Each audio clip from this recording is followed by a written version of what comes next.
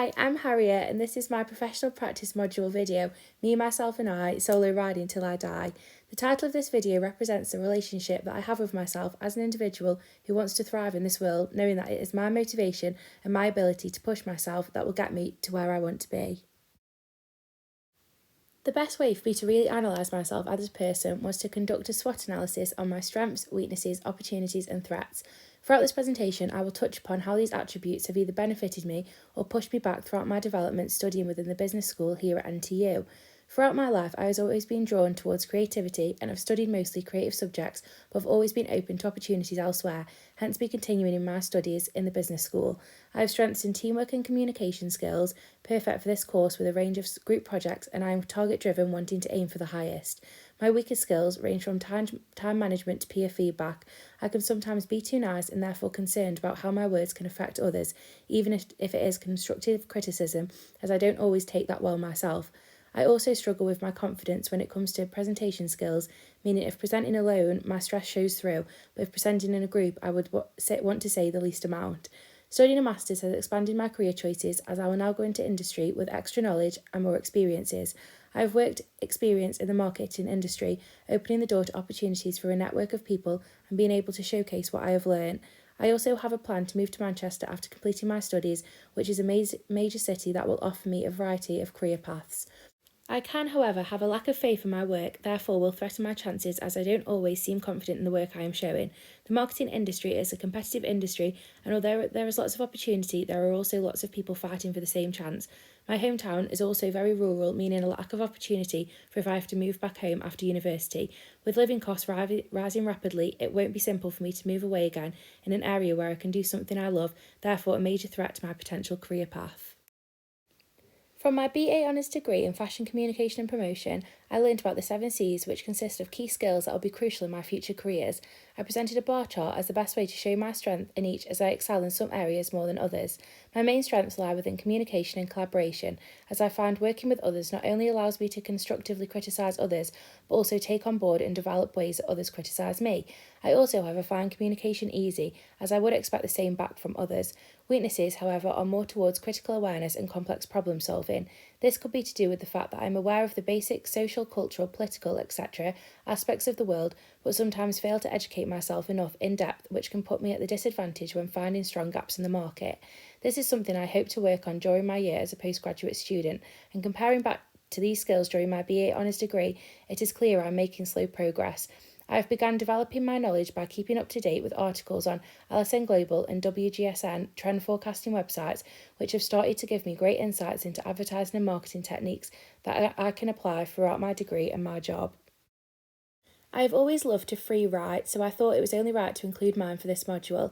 I find it therapeutic but also so interesting just to see how my mind wanders and then analyse it carefully afterwards to understand how I feel the way I do or how I see things the way that I do. Starting with the sentence, if there was one thing I could change about myself, it wouldn't be easy as how I ended it. I gathered insights from the rest of the writing which helped me to understand my future developments. I know that I am the way I am for a reason, but understand there are things I would like to better about myself. I am easily influenced and can become stuck in a situation without even noticing, understanding that I need to develop my awareness. To put together my personal development plan, I had to really consider skills and attributes that I think I have or don't think I have that hold me back and would do in my future life. I have understood for a long time that my time management and organisation skills can negatively impact my work, but also struggled throughout my whole time at university to work on these because routine changes all the time. However, I did set a goal to try and form some sort of daily, if not weekly routine to push me in the right direction, whereby when I think about doing something, instead of hesitating, I just get on with it and not leave it till the last minute. Also, setting alarms and waking up at a reasonable time is important so that I can make the most out of a day that could be productive. I also found something that has helped me previously is making plans on the day of my deadline, whether that's going out with friends or going home to see family. If I know I may be busy, then I have to get my work done at least a day before. The timescale for me to get into a routine around 4 weeks is reasonable, as I would try to do this within the length of a module to see how it changes the hand-in of my assessment. I know that noticing my stress levels towards the end of the week and the time that I actually hand in my assessment in will all contribute towards whether the outcome of working on my time management has been a success. Another skill I lack in is networking skills. I'm a confident person and love to socialise, but when it comes to opportunities within my career, I tend to stay away from them as I don't really think I am good enough for them or have enough knowledge to be able to communicate with people in industry at the same academic level. I would like to develop in this by attending more networking events, either online or in person, that will bring me in contact with students or professionals in a similar industry to me that I can talk to and connect with, as well as using more time on networking platforms like LinkedIn, exploring the site and finding the right connections for me in areas of industry that I would like to excel in. CBT activities that would help me is making the most of the university resources like NTU Talks events and taking part in online classes on LinkedIn Learning or any other useful platform. I am also keen to push myself to talk to other peers in my class and other similar classes about their future career plans to create connections that I can reach out to when we all leave university. The timescale for me to build on my own successful network I will put on about a year, as events and connections come and go all of the time. However, through my final months at university, I want to make sure that I really engage with the people around me that I can look to for future years to come. I will know how my networking skills have improved by my engagement on my personal LinkedIn platform and how my peers want to engage with me on a personal and academic level after we leave university. My levels of self-esteem differ all the time, and I feel because they aren't consistent, it can affect my motivation and work levels. I need to take spare time for just myself by doing things I know will make myself feel better, such as going to the gym, time to myself, journaling, pamper nights, etc., as all of these things relax me and bring my stress levels down, making me feel better about myself. Another thing I need to work on is saying no. I know I don't always need a night out, and I never enjoy the effect it has me on the next day. So I want to develop standing my ground and just saying no when I don't feel like it or have a lot to do the next day, instead of saying yes because I'm scared to miss out. I think this is a really key part in me maturing into an adult ready for life after uni. Listening to self-love podcasts and TED Talks on how to stand your ground will really help me to understand how other people overcome this, as well as the positive impact it may have on my self-esteem. I will give myself a 6-month timescale to better my mindset this way and hope that I have the strength to continue this on in my future life and career. Although, like I said, I am confident in socialising, presenting skills just don't seem to come naturally to me. I work myself up and repeat my script in my head until the words don't make sense anymore and I feel a lump in my throat when I'm about to begin. I want to go into industry where I can confidently deliver marketing campaigns and have answers to question after my presentation because I want to be confident in what I have delivered. Practicing is key, but again, my time management sometimes doesn't give me enough time to be able to perfect my work. However, working on that as well will hopefully give me the change to be able to practice not just to myself but also others, opening me up to constructive criticism that I can use to improve on from an outside perspective. Listening to advice tip videos may let me see ways I can become more confident as a speaker, and I think overall having faith and confidence in what I'm presenting will allow me to develop this skill. My final development point is resource planning. This point sort of follows on from how I can help my time management. I would like to see if I physically planning my time around resources will help me accomplish more in not only uni work but also life. I have set a goal to start planning my week, not being strict about it, but instead to direct myself with pointers to complete throughout the week, whether it is to help my self-esteem or time management, but small things I can do to develop myself and my work. I hope to carry this through a 3-month timescale, as I feel it will give me a few weeks to settle into, and then hopefully I will see and feel a difference within this time. Finally, looking back at the end of the weeks and seeing if I completed activities will determine how successful this development point has been. Choosing to progress with a master's degree in the first place was a big step to developing myself. I normally choose just an easy route with life because I'm scared to take risks sometimes, and the choice to do a master's was because I knew that after completing my degree in fashion, it wasn't the industry I wanted to go into, and I didn't feel as though I had learnt enough to set me aside from everyone else when competing for a job. But my decision to carry on in advertising and marketing has resulted in positive outcomes. I'm interested and engaged with the modules, and I am achieving better grades that I know I was capable of because I am wanting to try my best. This also comes from consistently engaging with the content on the now. I always knew it was available and accessed it sometimes, but I never found enough time to search through it in depth. Taking a few hours to look through it has allowed me to understand how useful they are and has helped me again to reach these better marks. Like part of my PDP plan, I now practice all my presentations to my housemates. I know they will be open and honest about how I'm presenting myself and my work and will pull me up on little things like how quickly I'm talking or eye contact. All of this has slowly enabled me to be less shaken up at the thought of a presentation.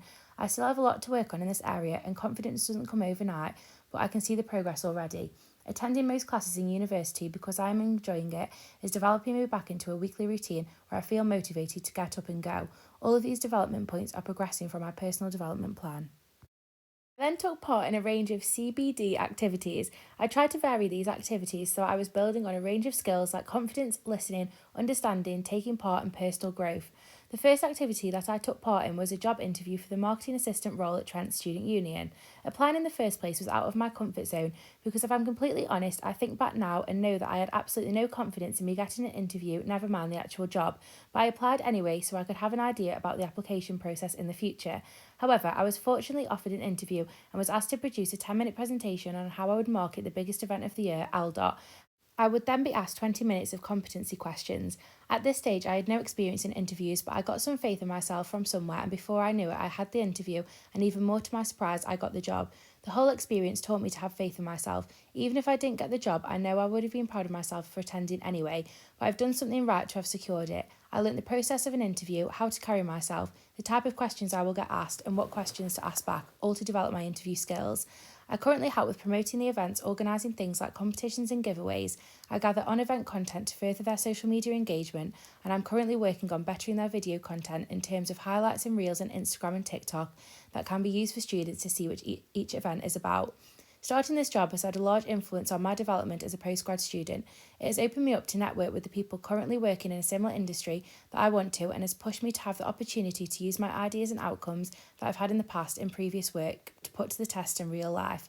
Seeing the success of my work pushes me to want to work harder and create new content and ideas for them. I've begun meeting deadlines way before they are due and become more confident in pitching my ideas, helping me to thrive through my personal development plan. NTU hosted their first Talks event where they had guest star Roman Kemp talk about mental health and well-being.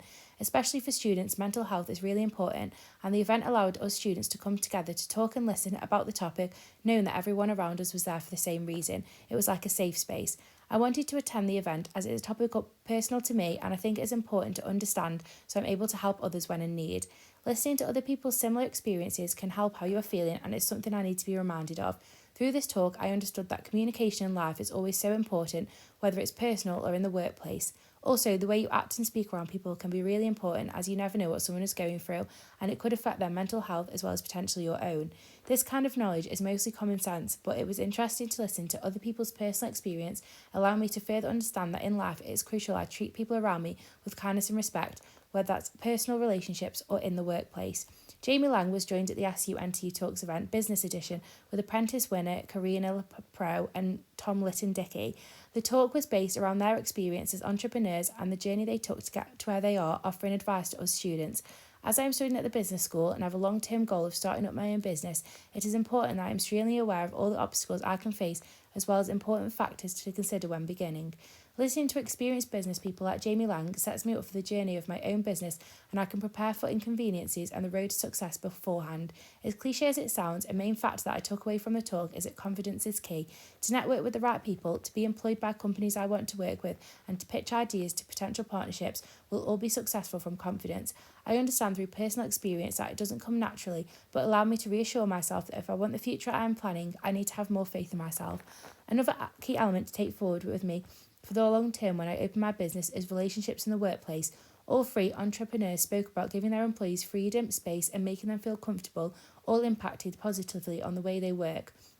From this, I now know that there still needs to be a fine balance between fun and work, but the atmosphere in my workplace can really impact the successfulness of my business. This activity will have a long-term impact on my performance as a potential entrepreneur. It will impact how I go about creating networks to push me to success and impact my motivation just to do it. I will also try to not put myself down if things don't always go to plan straight away, as I now understand that every step is a learning curve to become better. Before I go to sleep, I've started to reflect on my past few weeks by lighting a candle and journaling, then maybe reading a book afterwards. I write about things that have happened, my thoughts and feelings, and how I'm going to progress moving forward, whether it's to do with university, work life, or general life. I find putting myself in an atmosphere as such allows me to appreciate my own time and also has a really positive influence on my sleep, as it is something I tend to struggle with. I also find it rewarding to look back on my self-reflections months later so I can personally reflect on how I've bettered myself or how situations have changed, and it always reminds me that time heals everything. Taking a break away from my phone and the toxicness of social media is always nice, and doing an extra activity like reading a book can easily take my mind off stress and worries that are ongoing. Doing activities like this always reminds me that allowing time for myself increases my motivation and attitude towards university life and work. Considering I know it helps with my sleep, my motivation and performance are likely to increase as I won't need to take rest throughout the day and will feel more alive and up to doing day-to-day things, including university work and work being a marketing assistant. This also helps my time management. Having more hours in the day as I'm waking up at a reasonable time means my work will be done sooner.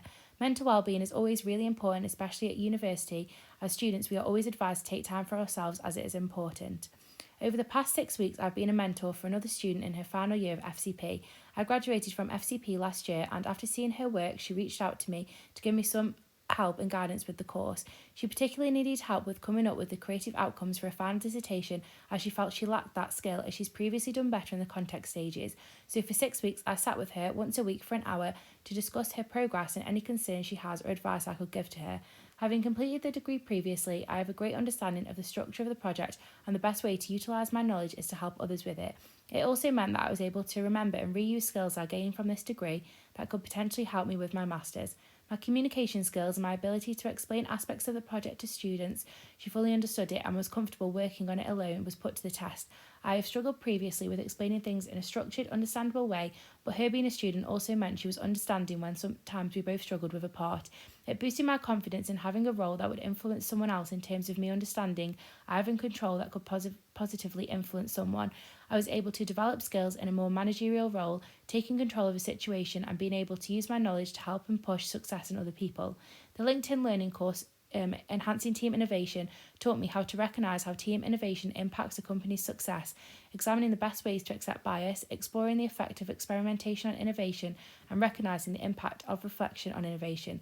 This activity led me to understand how creativity breeds team innovation, so it is vital to focus on building creative skills as an individual so I can work with others in a creative way. It is important for me to reflect that and increase my self-awareness and emotional intelligence. Reflecting also creates a long life learning. If I reflect on a negative aspect, I am able to ask myself why it was negative and how I can learn from it. Then it all becomes a learning curve for me to improve on in the future. If a positive aspect, I am able to remember it and take it forward throughout life. It maximises my personal and academic potential because it means I am constantly reflecting and trying to understand how I can better myself this way. Even in listening to tutors' employees' feedback or reflection on myself helps me in this way. Finally, it enhances my employability skills as I can show employees my development through my reflections, what I've learned from it and how I've adapted it to my current skills. The 17 Sustainable Development Goals provide guidance for addressing the global challenges facing the international community. They are supported by 193 world leaders to be met by 2030 with hope to solve issues like extreme poverty, inequality and climate change, but it is important that us as people who have influence work towards reaching these goals. I considered how I could make a difference in the future within the 5 global goals that mean the most to me. Justice. As a child, I have a really vivid memory of the joy I used to get out of sending a shoebox of presents at Christmas to those in need in other countries. The thought of being able to give another child my age who didn't have half the luxury I did would always kind of make my Christmas, but I never really understood the reasoning why they didn't receive the same luxury. Now I'm older and aware of different cultural issues, I can still continue to support the movement of buying products for refugees or speaking up and asking local or national authorities to engage by initiatives. Reduced inequality. I'm sure that most people hate to admit it, that it's scary to speak up about matters that may not directly affect them, but that is where we fail as the human race. Whether it is speaking up online to strangers who may discriminate or having the confidence to speak up against a family member or friend, it is important that I raise my voice for those who may not be able to. I do believe that as generations grow, the world is becoming more inclusive, but it is about how we teach future generations the importance of it, which will determine this goal being reached. Favouring inclusive brands, whether it is models they work for or with the employee environment, will push brand loyalty and recognition. Education. I have understood for a while the benefits of online resources. They are so advanced in this world that everyone can more or less gain access to anything and everything. However, I know I've struggled to find the time to take a few hours out of my day to look for these resources. Even taking classes online or listening to short podcasts can not only educate me on global issues, but also give me access to new insights and opinions I can use in my career. Mentoring young people, whether that's online or in person, is something I will definitely think about after finishing my postgraduate studies.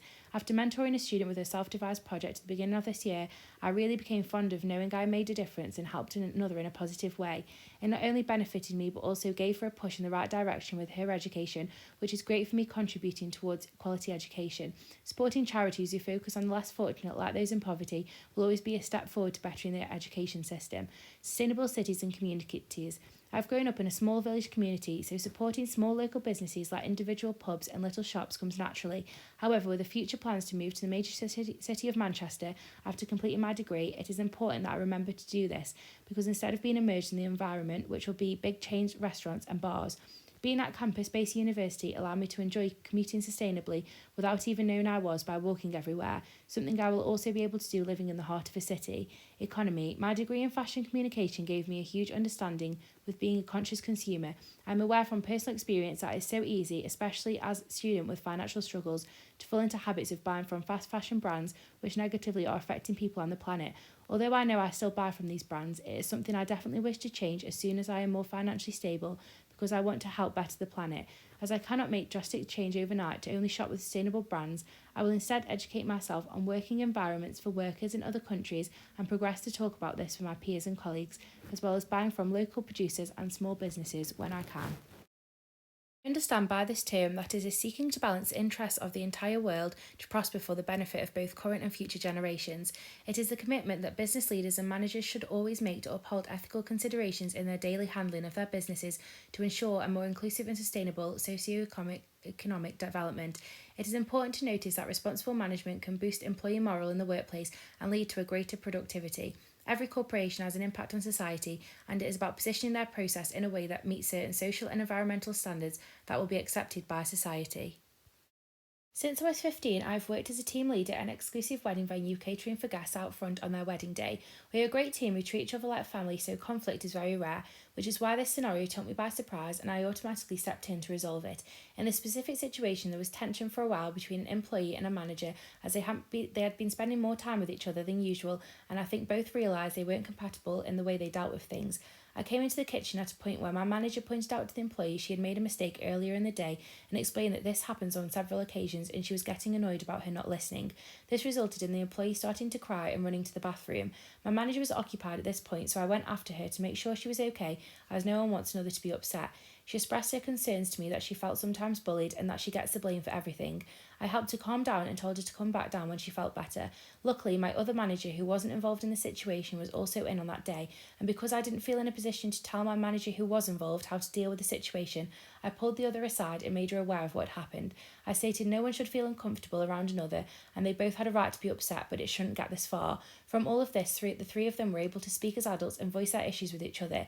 If anything, I think being given the opportunity to get everything off their chest left them in a better place, as since this situation I haven't seen any conflict since, and they both get on and have a laugh. All it was needed was for me to make a third party who had more control aware and be there to comfort whichever party if needed. The first step I would take to building a successful team is establishing the expectations of the project. Make sure each team member is aware of the type of business environment I want to create, and be sure to be clear with what is expected of them throughout this project. Then it is about setting SMART goals. Setting objectives which are specific, measurable, achievable, relevant and time-based can impact the success of a key project. Team members need to be 100% understanding of these. Next will be refining the roles. Team members will work the best of their ability if they fully understand the role they are to play in the project. It is down to me to define these roles and communicate them effectively.